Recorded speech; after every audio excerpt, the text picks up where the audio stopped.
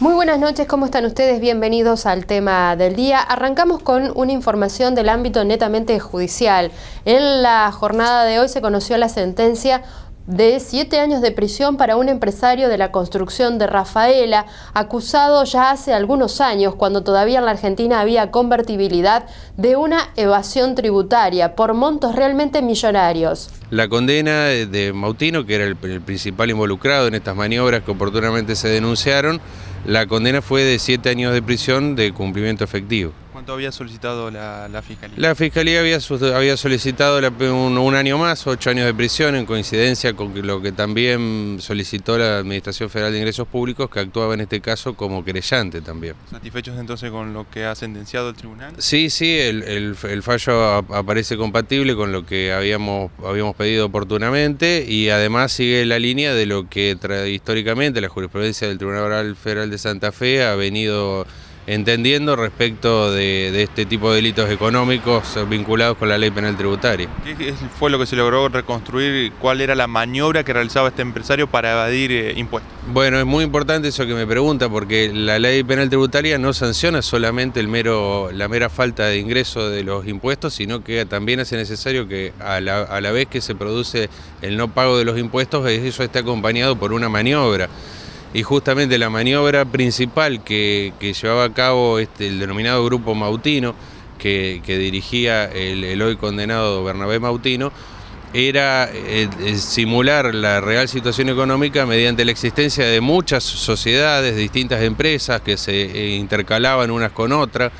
Los empleados que fueron condenados aparecían como los titulares de esas empresas y eran meros prestanombres, testaferros, que la única función que tenían era interponerse entre Mautino y el Estado, que era el que le quería cobrar los impuestos que realmente tenía que pagar.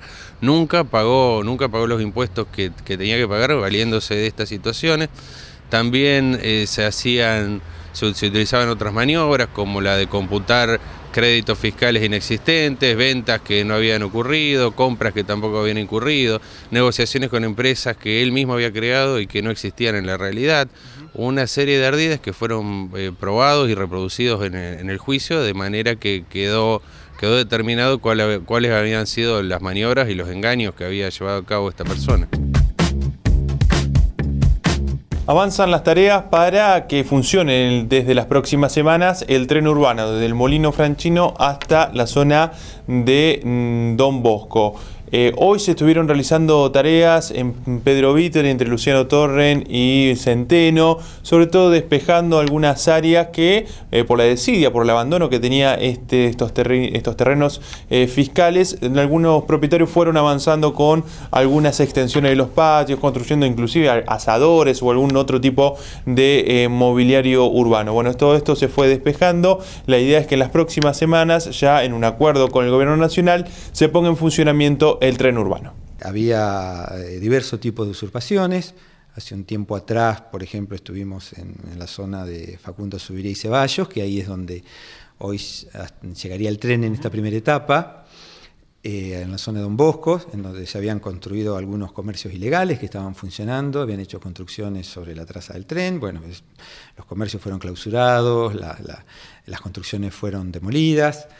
Esta situación en esta otra punta, que se dio también en donde, bueno, ya hace muchos años funciona muchísimos años, pero siempre de manera irregular una venta de pollos, que bueno, eso con consenso fue reubicada, y entonces esa zona también de acá se han demolido algunas construcciones, se ha despejado, y bueno, y en el resto de la traza se está trabajando porque fundamentalmente muchos vecinos han avanzado más, si bien hay algunas construcciones, hay algunas habitaciones que se han extendido de las casas hacia la traza, hay básicamente muchos patios, algunos patios con piletas incluso, algunos vecinos que han aprovechado para hacer su pileta en el espacio público. Bueno, entonces esto es lo que se está despejando. Hoy ¿esto tiene que despejar, demolerse o taparse en todo caso, como es en el caso de la pileta? Y la pileta tiene que desaparecer. Es decir, alguien en forma irresponsable decidió semejante construcción del espacio público. Bueno, eso tiene que volver al estado dominial natural, digamos. Ahora hemos estado trabajando en la zona de Pedro Vittori, más o menos entre Pedro Centeno y Luciano Torrem. Ahí básicamente había avances de patios, no muy consolidados en esa zona, porque no había tapiales, había muchos tejidos, había muchos materiales en los patios. Bueno, estuvimos sacando estos materiales, ayudando en algunos casos a los vecinos que aceptaron esta orden del Estado, digamos, a disponer provisoriamente de estos materiales que tenían acopiados ahí, y bueno, y despejando, sacando malezas, de manera de que, bueno, ya incluso la parquización, que quien habrá podido transitar por la zona del tren urbano habrá visto, ya estamos avanzando con toda una nueva parquización, toda una nueva forestación y vegetación arbustiva, etcétera, que bueno, está completando y de alguna manera va a mejorar todo el tramo. En la ciudad son más de 100 los autos que fueron incendiados de manera intencional en los últimos meses. Si bien se han espaciado un poco los ataques, lo cierto es que en la madrugada de hoy otros 2 vehículos que estaban estacionados en la vía pública fueron quemados.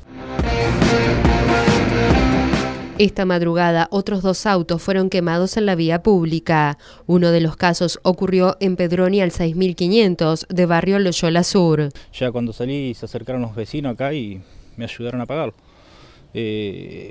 La totalidad la pagamos nosotros, lo que fue toda la cabina pagamos nosotros con los muchachos acá al lado y después los bomberos apagaron el motor. ¿Llegaron rápido? Y 10 minutos. ¿El auto era tuyo? ¿De quién es? De un cliente, hago mecánica yo acá. ¿Te sorprendió esto a la madrugada? ¿Ya estaban atentos los vecinos porque hubo varios acá en el barrio? Acá en el barrio hace mucho que no pasa. Fue uno de los primeros barrios que pasó con estos hechos así, pero hace ya 1 año y medio, ahora que acá a pocas cuadras nomás.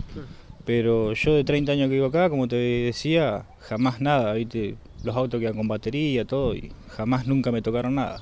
El otro auto incendiado fue un Volkswagen blanco estacionado en Beruti al 2000. Alrededor de las 5 de la mañana, más o menos, no tengo bien preciso, pero bueno, a esa hora más o menos.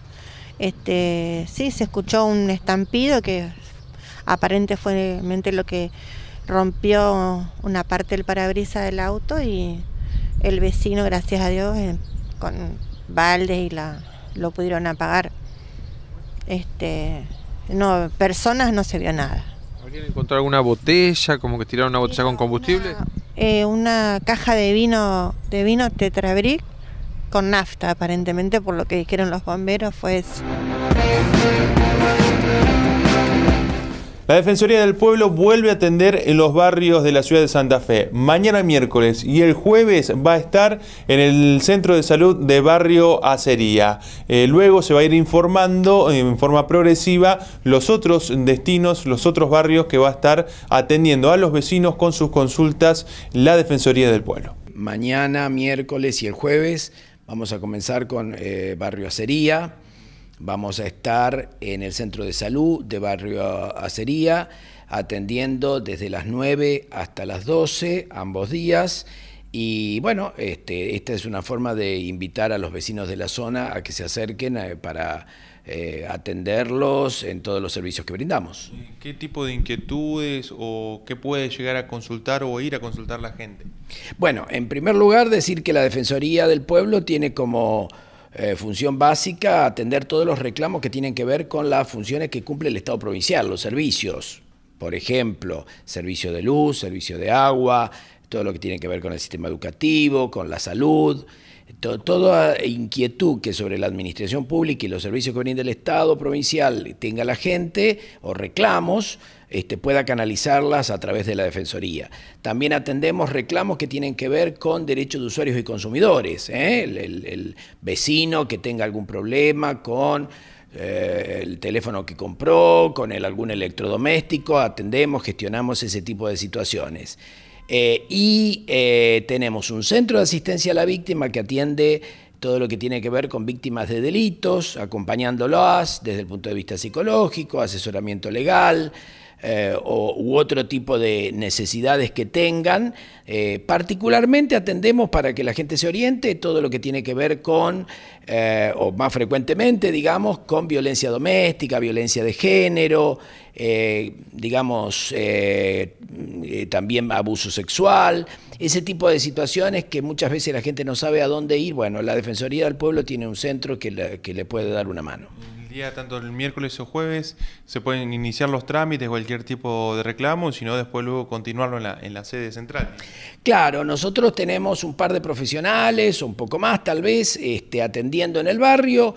Si se pueden resolver en el momento, mejor. Si no, nosotros formamos expediente y eventualmente hacemos el seguimiento del trámite, de la gestión, o bien si la persona tiene que ser convocada posteriormente a nuestra sede central, que aprovecho para decir que está en Eva Perón 2726, en el centro de la ciudad, y por eso es que vale la pena acercarnos al barrio, porque muchas veces la gente no puede hacerlo de la otra manera. Primera pausa en este resumen informativo, ya regresamos. Argentina en Noticias. Crecen a buen ritmo las ventas para el próximo Día del Niño. De acuerdo con datos brindados por la Cámara del Sector, registran una suba cercana al 40% en relación con el 2014 y proyectan una facturación total por encima de los 4.000 millones de pesos. Los empresarios destacan la gran cantidad de promociones y descuentos con tarjetas de crédito que facilitan las ventas y señalan que el ticket promedio de venta por persona es de 350 pesos. La mortalidad laboral bajó un 40% en 8 años. La Superintendencia de Riesgos de Trabajo destacó también que el índice de siniestralidad en el trabajo tuvo un descenso del 30% en el mismo periodo. Así lo reveló el titular del organismo al firmar un acuerdo de prevención de accidentes laborales en los parques industriales del territorio bonaerense. La presidenta recibió a Aníbal Fernández como candidato electo a gobernador bonaerense. El encuentro tuvo lugar en la Quinta Presidencial de Olivos, a donde concurrió junto a su compañero de fórmula Martín Sabatella, mientras que Cristina Fernández estuvo acompañada por el secretario general de la presidencia, Eduardo de Pedro. Previamente, Fernández había recibido en la Casa de Gobierno a sus rivales en la interna bonaerense, Julián Domínguez y Fernando Espinosa, con quienes acordó trabajar en conjunto de cara a las elecciones de octubre. Culminó el escrutinio provisional de las PASO. El Ministerio de Justicia y Derechos Humanos informó que a las 13 de hoy culminó el escrutinio provisional de las elecciones primarias abiertas, simultáneas y obligatorias, celebradas ayer en todo el país. Los datos oficiales indican que el 73,96% del electorado concurrió a las urnas y se contabilizaron el 97,84% de los votos, mientras que por inconsistencias en los telegramas, el 2,16% restante se conocerá en el escrutinio definitivo. Argentina en Noticias. Panorama informativo de Argentina.ar.